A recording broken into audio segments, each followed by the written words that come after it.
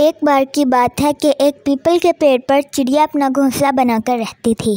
ایک دفعہ جب وہ اپنے کھانے کی تلاش میں نکلی تو اسے وہاں ایک مکے کا کھیت نظر آتا ہے۔ جبکہ چڑیا بہت دور چلی جاتی ہے تو وہ اسی وجہ سے وہیں رکتی ہے اور مکے کے دانے کھا کر اپنا پیٹ پالتی ہے۔ کچھ دن بعد وہاں ایک کسان آتا ہے اور ساری فصل کاٹ کر لے جاتا ہے۔ اب چونکہ چڑیا کے پاس کچھ بھی نہیں تھا تو وہ واپس اپنے گھر کی طرف آئی اور دیکھا کہ وہاں ایک خرگوش اپنا گھر بنا کر رہ رہا ہے۔ جب وہ اسے وہاں سے جانے کو کہتی ہے تو وہ منع کر دیتا ہے، جس کے بعد اس جگہ میں رہنے کو لے کر ان دونوں میں بہت بحث ہوتی ہے۔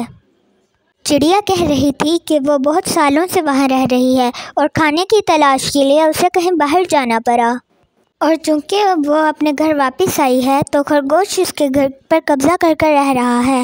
ادھر خرگوش کہہ رہا تھا کہ چڑیا کو اپنا گھر چھوڑ کر نہیں جانا چاہیے تھا۔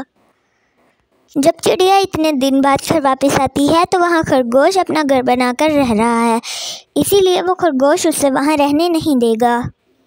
دونوں میں بہت زیادہ بحث ہونے لگتی ہے اور وہاں پر بہت سارے جانور اکٹھا ہونے لگ جاتے ہیں۔